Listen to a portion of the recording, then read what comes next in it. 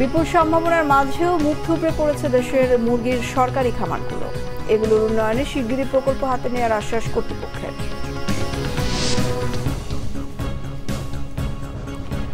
দেখছিলেন বিআরবি কেবল সংবাদ শিরোনাম, এবার বিস্তারিত।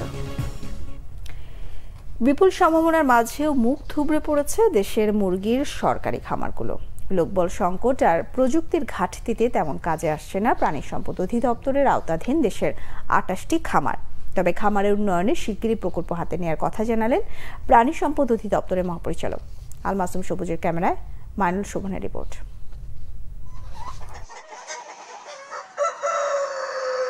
রাজধানীর মিরপুরে ১৯৭৬ সালে প্রতিষ্ঠিত সরকারি কেন্দ্রীয় মুরগি খামার। ২০ একর জায়গার উপর এ খামারে দেখা মিলবে দৃষ্টিনন্দন ফাউমি, বিপিআর এবং স্বর্ণালী সহ অপ্রচলিত বেশ কিছু জাতের মুরগির। এ পর্যন্ত মুরগির ৩টি জাত উদ্ভাবন করেছে রাষ্ট্রীয় এ প্রতিষ্ঠানটি, যার মধ্যে রয়েছে বাজারে বহুল বিক্রিত সোনালী জাত। খামারটিতে একসময় প্রতি মাসেই মুরগির প্রায় ২ লাখ বাচ্চা ফোটানো হতো। নানা সীমাবদ্ধতায় উৎপাদন কমতে কমতে এখন সেখানে বছরে লক্ষ্যমাত্রাই ৩ লাখ বাচ্চার।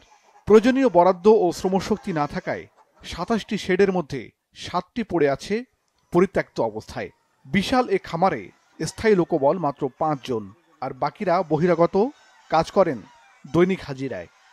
আমরা এখানে বছরে ৫,০০০ মুরগি, লেয়ার মুরগি পালার আমরা সরকারিভাবে বাজেট পাই। এই ৫,০০০ মুরগির ভিতরে স্বর্ণালী থাকে, এখানে আপনার CPF2 থাকে, ফাউমি থাকে, RIR থাকে। প্রতিষ্ঠিত হওয়ার পর থেকে এই খামারগুলো জনগণের চাহিদা অনুযায়ী সাপোর্ট দিয়ে যাচ্ছিল। চাহিদার নিরিখে এখন আমরা কুলিয়ে উঠতে পারছি না। আমার শেডগুলো রান করাই ডিফিকাল্ট হয়ে যাচ্ছে।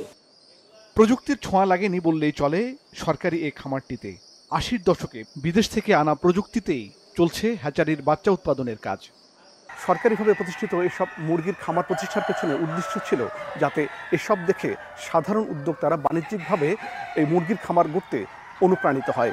কিন্তু সে উদ্দেশ্য সাধন তো দূরের কথা, বরং মুরগির বাজারে প্রায়শই নেমে আসা অস্থিরতার অবসানে কোনো ধরনের ভূমিকা রাখতে পারছে না এ ধরনের সরকারি খামারগুলো। রাজধানীর বাইরে কুমিল্লা, রাজবাড়ী, ফরিদপুর, জামালপুর সহ বিভিন্ন জেলায় মুরগির সরকারি খামার রয়েছে আরও ২৭টি।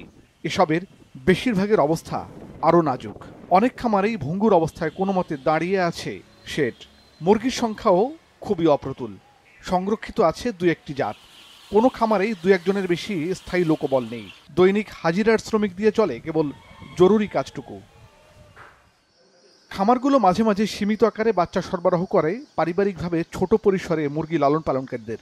অথচ দেশে প্রায় বাচ্চা সংকটের কারণে মুরগির বাজার অস্থিতিশীল হয়ে ওঠে। বিপুল লোকসানও গুনতে হয় খামারিদের। ব্রিডার্স অ্যাসোসিয়েশন অব বাংলাদেশের সভাপতি মাহবুবুর রহমান মনে করছেন, এক্ষেত্রে উদ্যোগী ভূমিকা নেওয়ার সুযোগ রয়েছে সরকারি খামারগুলোর।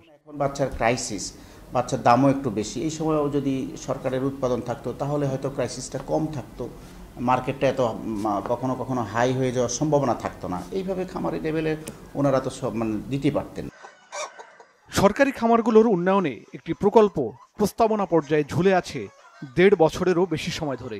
প্রাণী সম্পদ অধিদপ্তরের মহাপরিচালক জানালেন, প্রকল্পে বিদেশি অর্থায়ন খুঁজছে সরকার।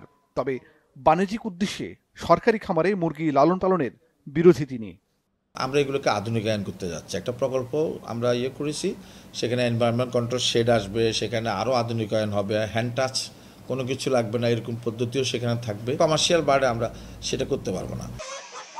মুরগির সরকারি এ খামারগুলোই নেই স্বতন্ত্র ওয়েবসাইট, তাই মুরগির সংখ্যা বা উৎপাদনের হালনাগাদ তথ্য মেলে না সহজে। এক্ষেত্রে লোকবলের ঘাটতিকে দায়ী করলেন সংশ্লিষ্ট ঊর্ধ্বতনরা।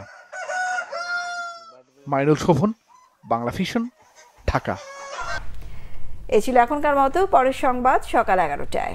এছাড়া বাংলা ভিশন সংবাদ ও সংবাদ সংশ্লিষ্ট অনুষ্ঠান দেখতে ভিজিট করুন www.bbnews24.com ও facebook.com/banglavisionnews। সাবস্ক্রাইব করুন youtube.com/banglavisionnews। সঙ্গে থাকায় ধন্যবাদ সবাইকে।